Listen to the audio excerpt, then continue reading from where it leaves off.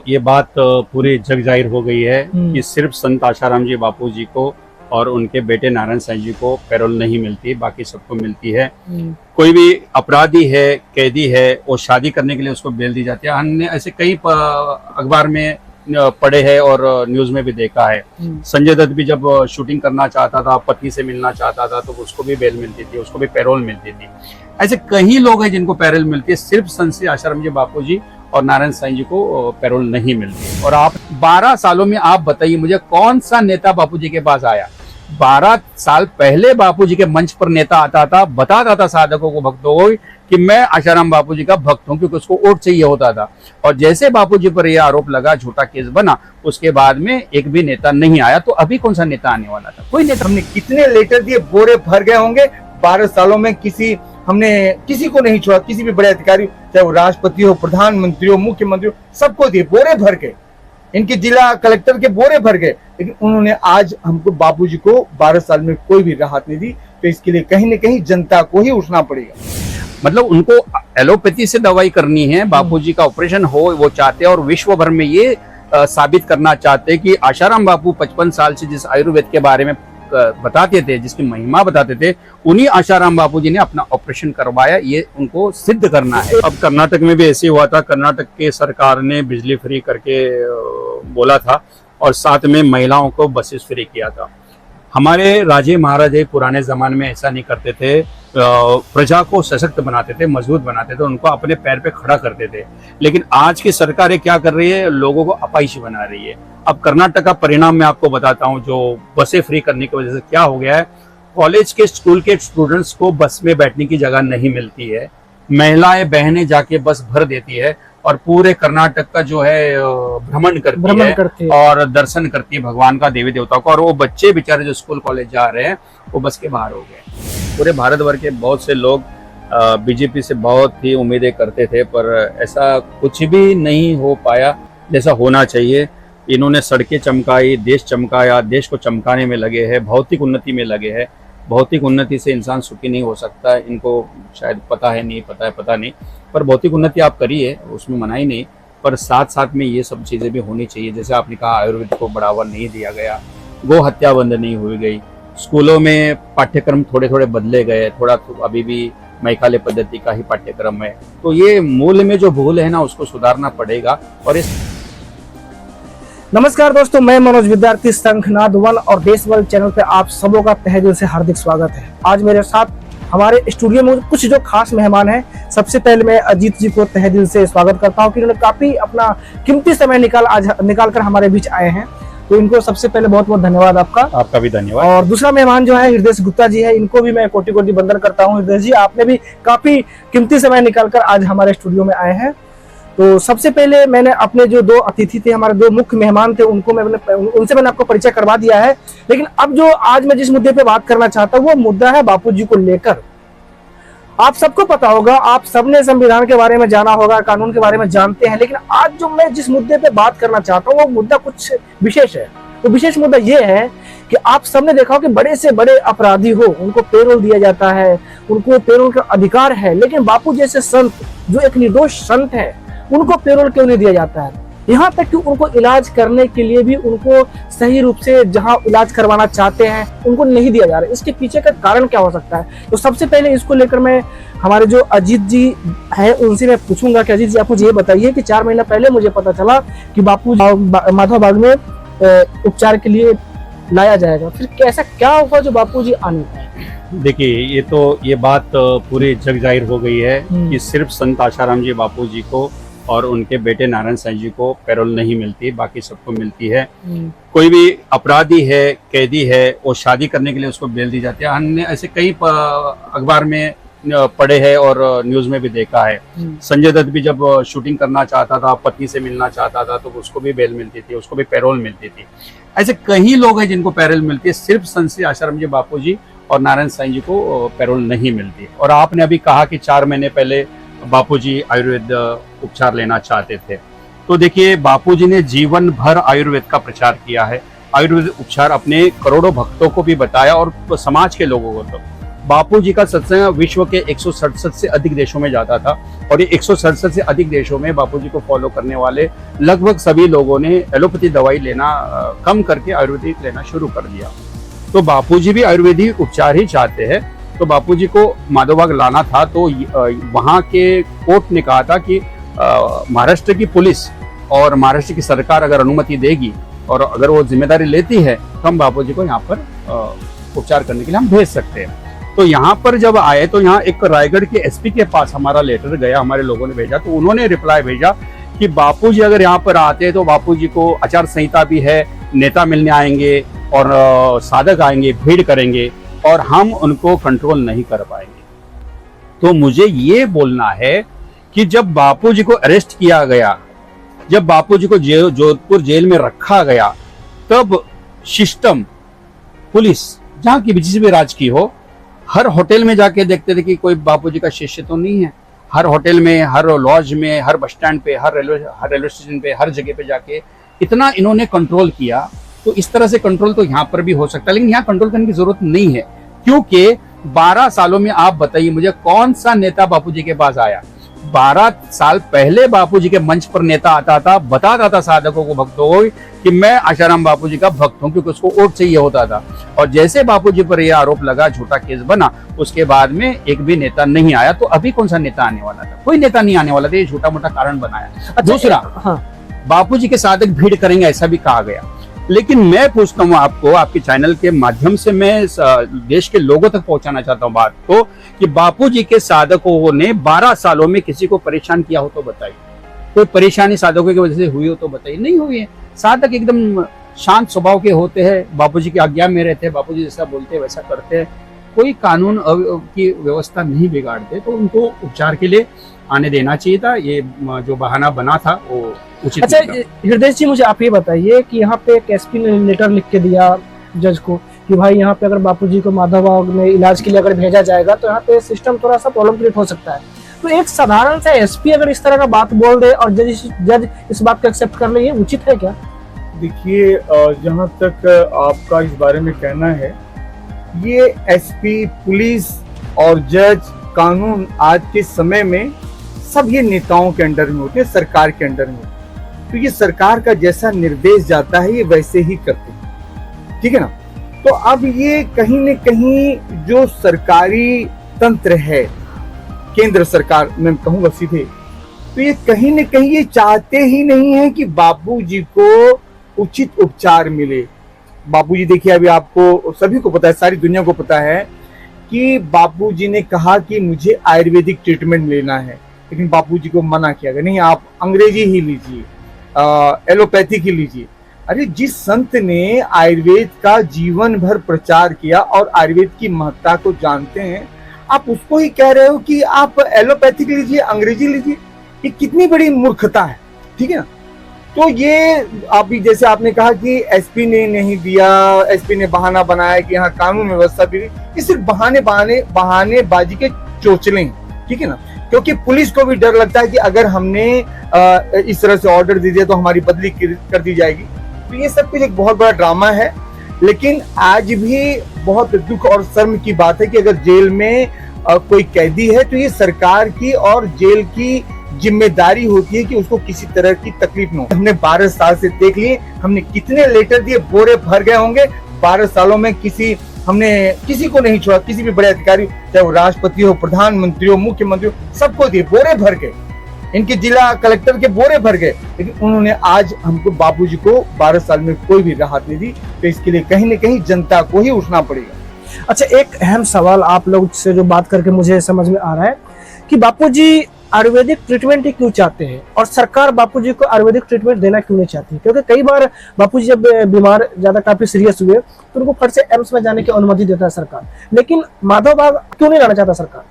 देखिए, सबका अपना मत होता है, सबके अपने विचार होते हैं और हम साधकों के, मेरा अपने अकेले का विचार नहीं है, हम कई साधकों की चर्चा होती तो हमको इस विषय में ऐसा लग रहा है कि बापूजी ने पिछले 50-55 वर्षों से आयुर्वेद का खूब प्रचार किया और एलोपैथिक दवाइयों का बिजनेस बहुत कम हुआ है। क्योंकि बापू जैसे संत बोलते तो 150-200 देशों के लोग उनको सुनते हैं तो उनका बहुत बिजनेस बिगड़ गया है। मतलब उनको एलोपैथी से दवाई करनी है, बापूजी का ऑपरेशन हो वो चाहते हैं और विश्व भर में ये साबित करना चाहते हैं कि आशाराम बापू 55 साल से जिस आयुर्वेद के बारे में बताते थे, जिसकी महिमा बताते थे, उन्हीं आशाराम बापू जी ने अपना ऑपरेशन करवाया। ये उनको सिद्ध करना है। एक मिनट, आपने जो बात बोला इसमें मुझे कुछ माइंड में क्लिक आया। कहीं ये आयुर्वेदिक का एक तरह का आयुर्वेदिक को डिमोरलाइज करना तो नहीं है? आयुर्वेदिक को मतलब किसी तरह मतलब एलोपैथी को लोगों को बढ़ावा देना चाहते हैं? बिल्कुल ऐसा ही है, बिल्कुल ऐसा ही है। आयुर्वेद से जो फायदे होते हैं, साइड इफेक्ट नहीं होते, कोई नुकसान नहीं होता। और एलोपैथी की दवाई के आप देखिए, आप सर्च करिए, हर दवा के साइड इफेक्ट्स होते हैं। और एक बीमारी हम ठीक करते हैं तब दूसरी बीमारी खड़ी हो जाती है। हम ये नहीं कहते कि एलोपैथिक ठीक नहीं है। हमारे बापूजी ने भी नहीं कहा है कि एलोपैथिक ठीक नहीं है। बापूजी ने ये कहा है कि आयुर्वेद से जो नहीं होता है वो आप एलोपैथी से जरूर करें। ऑपरेशन करवाना पड़े तो करवाइए, बापूजी ने मना नहीं किया।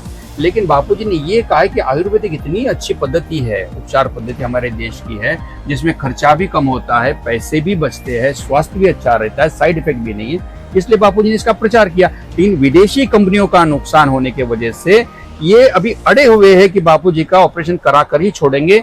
लेकिन बापूजी हमारे भगवान है, हम तो भगवान ही मानते हैं उनको, बाकी लोग उनको जैसा माने, पर उनका एलोपैथिक के से उपचार नहीं होने वाला, आयुर्वेद से होना ही होगा और करना ही होगा और करने देना चाहिए। मैं देश की जनता से और आपके दर्शकों से भी यही कहूंगा कि ये बात सब तक फैलाइए कि आशाराम बापू जी का इलाज सिर्फ और सिर्फ जिद के कारण नहीं हो रहा है, ताकि वो आयुर्वेद से ठीक ना हो और समाज में अच्छी बात ना फैले। अच्छा, एक और अहम सवाल हृदय जी, आप मुझे ये बताइए कि बापूजी माधव बाबू को ही क्यों एक्सेप्ट कर रहे हैं? माधव बाबू क्यों आना चाहते हैं? कहीं और भी तो ऐसे आयुर्वेदिक उपचार केंद्र है जहाँ पे जा सकते हैं। माधव बाबू जो है ऐसे वातावरण में है कि वहां पर भी, जैसे जोधपुर है, जोधपुर में आप देखेंगे कि गर्मियों में ऐसा टेम्परेचर हाई होता है कि मतलब बहुत ही हाई टेम्परेचर होता है कि वहाँ इंसान कैसे रह रहा है वो बहुत मतलब ठीक है ना। और बापूजी को कोई व्यवस्था नहीं, ठीक है। तो और ये जो है जो आपका माधव बाग है, ये बम्बई खपोली में महाराष्ट्र में है। और ये क्या है, यहाँ के वातावरण ये बहुत ही बेस्ट है। तो ये कहते हैं कि अगर आपको आयुर्वेदिक या दवाओं का इफेक्ट आपके बॉडी पर होना है तो ऐसे वातावरण में आप रहिए कि वो उस वातावरण का भी आपके शरीर पर अच्छा असर हो। तो इसलिए बहुत अच्छा अनुकूल वातावरण है माधव बाग का, इसीलिए। अच्छा, मैं एक चीज और पूछना चाहता हूँ कि जिस तरह आप लोग बोले कि आयुर्वेदिक के बारे में बात बता रहे हैं आप लोग कि आयुर्वेदिक एक ऐसा ट्रीटमेंट है जो भारतीय संस्कृति का अनुकूल होता है। एलोपैथ ऐसा है जो विदेशी परंपरा, बाजारू मार्केट के अकॉर्डिंग वो सब चीज को पेश करते हैं लोग, WHO। तो मेरा ये कहना है कि जो हमारी सरकार आज तो पावरफुल है ना? आप इस चीज को मानते हैं? हमारी जो बीजेपी की शासक जो है शासन है वो काफी पावरफुल है, तो वो देश के हित के लिए आयुर्वेदिक को ट्रीटमेंट आगे क्यों नहीं बढ़ाना चाहती है?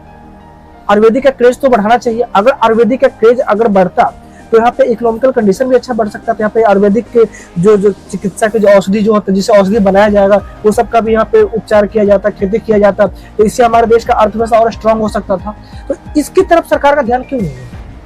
देखिए, हमको भी बड़ा आश्चर्य होता है। हम नहीं, पूरे भारत भर के बहुत से लोग बीजेपी से बहुत ही उम्मीदें करते थे, पर ऐसा कुछ भी नहीं हो पाया जैसा होना चाहिए। इन्होंने सड़कें चमकाई, देश चमकाया, देश को चमकाने में लगे हैं, भौतिक उन्नति में लगे हैं। भौतिक उन्नति से इंसान सुखी नहीं हो सकता है, इनको शायद पता है, नहीं पता है, पता नहीं, पर भौतिक उन्नति आप करिए, उसमें मना ही नहीं, पर साथ साथ में ये सब चीज़ें भी होनी चाहिए। जैसे आपने कहा, आयुर्वेद को बढ़ावा नहीं दिया गया, गो हत्या बंद नहीं हुई गई, स्कूलों में पाठ्यक्रम थोड़े थोड़े बदले गए, थोड़ा तो अभी भी मैकाले पद्धति का ही पाठ्यक्रम है। तो ये मूल में जो भूल है ना, उसको सुधारना पड़ेगा। और ये सरकार अगर निर्भीक होके, कैसा हो रहा है अभी, वोटर के दबाव में भी सरकारें काम करती है। अभी जैसे विषय से मैं अलग जा रहा हूँ, अभी लाडली बहन ऐसा कुछ महाराष्ट्र में 1500 रुपये शुरू कर दिया। कभी कांग्रेस बोलती है हम जो हमको वोट देगा उसको हम 8,500 रुपये महीना देंगे। तो क्या होता है, पैसे के लालच में वोटर वोट देते हैं और पैसे के लालच की वजह से फिर सरकारों को ऐसे निर्णय भी लेने पड़ते हैं, भाई वो दे रहा तो मुझे भी देना होगा, नहीं तो वोट नहीं देंगे। और हमारे देश में हम लोग इतने नासमझ है कि हमको चावल, दाल, गेहूँ ये सब सस्ता चाहिए, हमें सुख सुविधा चाहिए, वो पार्टी हमको अच्छी लगती है। तो हमारा भी ये है प्रॉब्लम। तो सरकारें इस वजह से भी निर्णय नहीं ले पाती हो, ऐसा भी हो सकता है। लेकिन फिर भी सरकारों को निर्भीक होकर निर्णय लेना चाहिए और संतों के मार्गदर्शन में लेना चाहिए।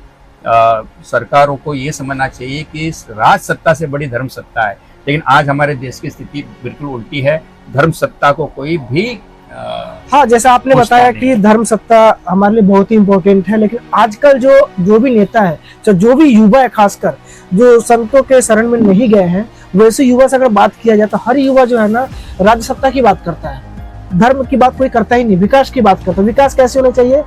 आध्यात्मिक विकास उनको नहीं चाहिए, लौकिक विकास चाहिए जिससे देश और समाज को नुकसान हो।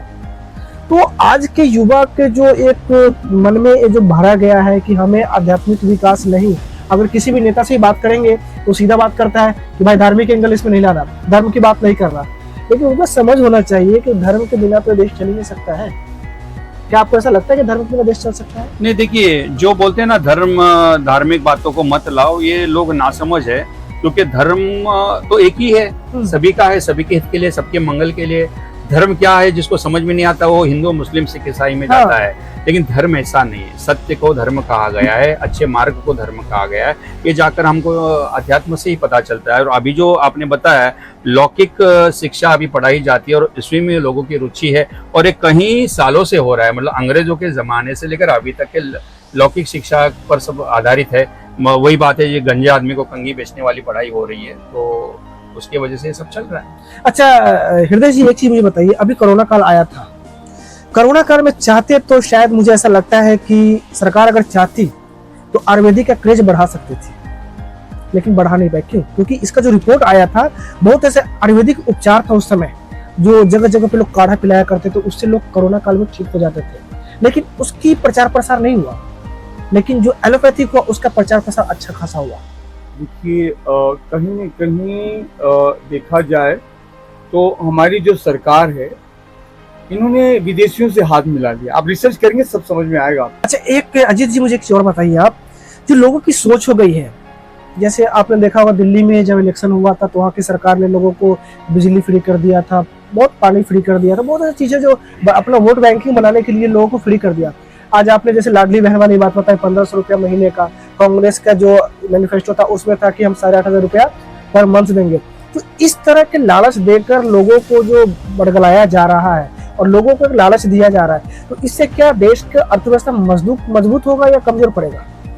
देखिए आपने अभी कहा कि दिल्ली में बिजली फ्री और पानी फ्री सरकारें दे रही है और चुन के भी आ रही है और लोग वोट भी दे रहे हैं। अब कर्नाटक में भी ऐसे हुआ था, कर्नाटक की सरकार ने बिजली फ्री करके बोला था और साथ में महिलाओं को बसेस फ्री किया था। हमारे राजे महाराजे पुराने जमाने में ऐसा नहीं करते थे, प्रजा को सशक्त बनाते थे, मजबूत बनाते थे, उनको अपने पैर पे खड़ा करते थे। लेकिन आज की सरकारें क्या कर रही है, लोगों को अपाहिज बना रही है। अब कर्नाटक का परिणाम मैं आपको बताता हूँ, जो बसें फ्री करने की वजह से क्या हो गया है, कॉलेज के स्कूल के स्टूडेंट्स को बस में बैठने की जगह नहीं मिलती है, महिलाएं बहनें जाके बस भर देती है और पूरे कर्नाटक का जो है भ्रमण करती है और दर्शन करती है भगवान का, देवी देवताओं का, और वो बच्चे बेचारे जो स्कूल कॉलेज जा रहे हैं वो बस के बाहर हो गए। तो ये सरकारों से हमारी यही प्रार्थना है कि ऐसे आप अपने वोट बैंक के लिए आप लाइट दोगे फ्री, और आप दोगे, अब फ्री लाइट होती है तो उनका यूज भी ज्यादा करते हैं, कपड़े इस्त्री भी करते हैं, हीटर से पानी गर्म करते हैं, वेस्टेज है। तो इस तरह की योजना का मिसयूज कर रहे हो लोग। मिसयूज होता ही है, होता ही है। और लोग सशक्त नहीं बन पाएंगे, जो सशक्त नहीं बन पाएंगे, तो सशक्त बनाना जरूरी है। इसलिए मैं फिर से कहूंगा, राज्य सत्ता को धर्म सत्ता की आज्ञा में चलना चाहिए। संतों की आज्ञा में अगर ये हमारे राजनेता चलने लगेंगे तो इनको वोट के लिए भीख भी नहीं मांगनी पड़ेगी, घर में बैठ के सो जाएंगे तो इनको वोट मिलेगा। अगर ये संतों के मार्गदर्शन में चलेंगे तो। अच्छा मुझे एक चीज और बताइए, हम बापूजी के मुद्दा पर फिर से वापस आते हैं क्योंकि हम थोड़ा मुद्दा से अलग चले गए। तो अभी मुझे जैसे पता चला कि बापूजी अभी भी सीरियस है, शायद ज्यादा प्रॉब्लम फेस हो रहा है बापूजी को, तो अभी फिर से बापूजी को अर्जी लगाई गई थी माधव बाग के लिए। क्या बापूजी माधव बाग आएंगे, क्या होंगे, कैसे, इसके बारे में थोड़ा जानकारी दीजिए मेरे दर्शकों को आप। देखिए अभी कोर्ट ने बताया है कि फिर से हमारे लोगों ने अर्जी डाली थी बापूजी को माधव बाग के। अच्छा माधव बाग कुछ स्पेशल यहाँ पे कुछ है क्या ऐसा माधव बाग? हाँ देखिए ऐसा है ना कि पूरे भारत भर में ऐसा कहा जाता है कि हार्ट का जो स्पेशल अस्पताल है आयुर्वेदिक का, ये माधव बाग का हॉस्पिटल है और इसका बहुत नाम है। यहाँ पर बहुत सारे लोग ठीक होके गए और इस हॉस्पिटल का नाम बहुत अच्छा है, इसीलिए महाराष्ट्र में बापूजी को माधव बाग में लाने का प्रयास चलता है। और पिछले बार की तो आपको हमने सारी बात बताई, तो इस बार भी अभी कोर्ट ने लिख के दिया है कि महाराष्ट्र पुलिस और महाराष्ट्र सरकार अगर अनुमति देती है और वो अगर जिम्मेदारी लेती है तो हम बापूजी को उपचार के लिए भेज सकते हैं। तो हमारे साधक भक्त जो भी बापूजी के हैं पूरे महाराष्ट्र भर में अभी सब लोग लगे हैं अपने अपने स्तर पर, अपने यहाँ के सांसदों को, विधायकों को, मंत्रियों को, सभी को अपना एक अर्जी, एक प्रार्थना पत्र सभी ने दिया है, दे रहे हैं कि भाई बापूजी का हम उपचार चाहते हैं। बापूजी की रिहाई तो ठीक है, लेकिन बापूजी को उपचार तो दो।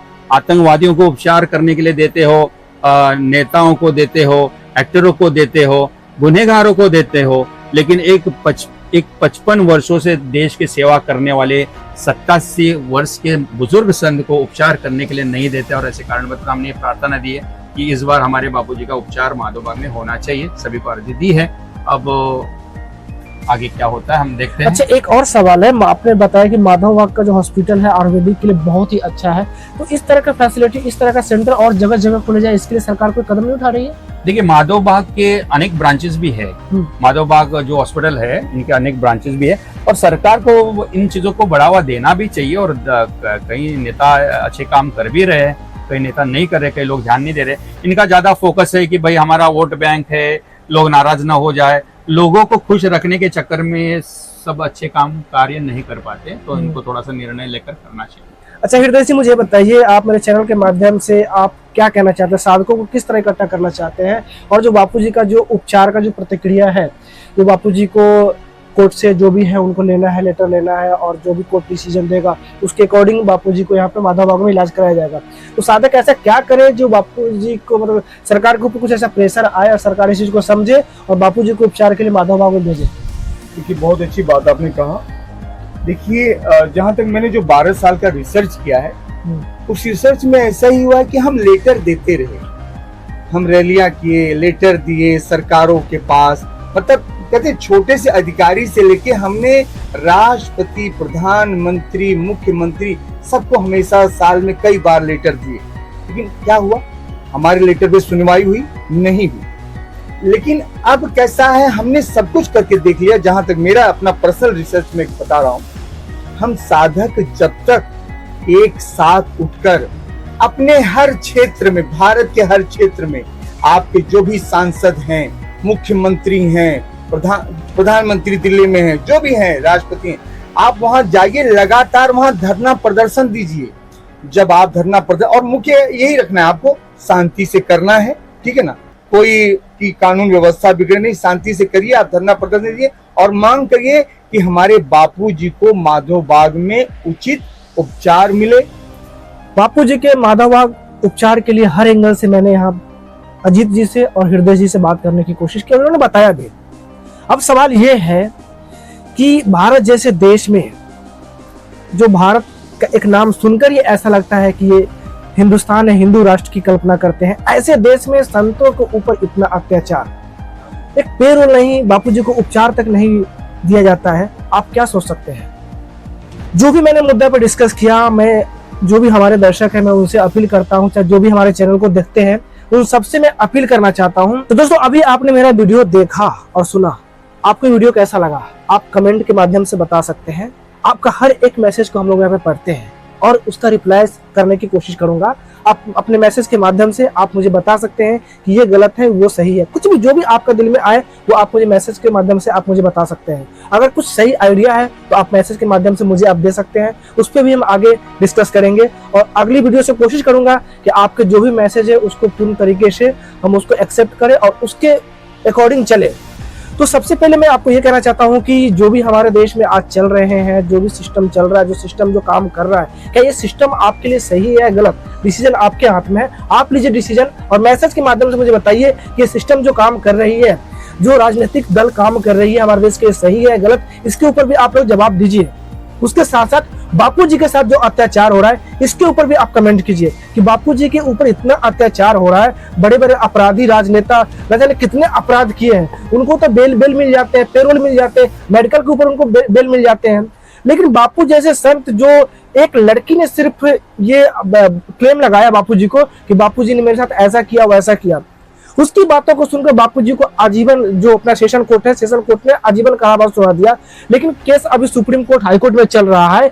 इतने बड़े केस को सीरियस मैटर में नहीं लिया जा रहा है, ये कहीं ना कहीं सरकार की बहुत बड़ी नाकामी है। और मैं सरकार से अपील करना चाहता हूं कि इसको आप हल्के में मत लीजिए। अगर आपने हल्के में लिया तो आगे चलकर आपके लिए बहुत ही खतरा साबित होगा। तो कम से कम इस केस को समझिए, सोचिए और इसके बाद जो इस केस पे निर्णय लेना है फटाफट लीजिए। एक संत को इस तरह प्रताड़ित नहीं कीजिए, क्योंकि जनता हर कुछ को समझ रही है, जनता हर एंगल को समझ पा रही है और समझते समझते जनता जिस दिन हर एंगल को समझ गई उस दिन सरकार आप मुंह नहीं छुपा पाओगे, मतलब आप जवाब नहीं दे पाओगे। इतना आपके साथ प्रॉब्लम क्रिएट हो सकता है। इससे पहले आपके साथ समस्या खड़ा हो, आप समझ जाओ और बापूजी को केस को जल्द से जल्द आगे बढ़ाओ और इसके ऊपर जो भी जांच बैठानी है आप जांच बैठाकर और बापूजी को जल्द से जल्द बरी करो। और फर्स्ट प्रायोरिटी बापूजी को जो यहाँ पे माधवबाग में उपचार के लिए भेजना है, आप फटाफट बापूजी को माधवबाग उपचार के लिए भेजिए, वरना इसका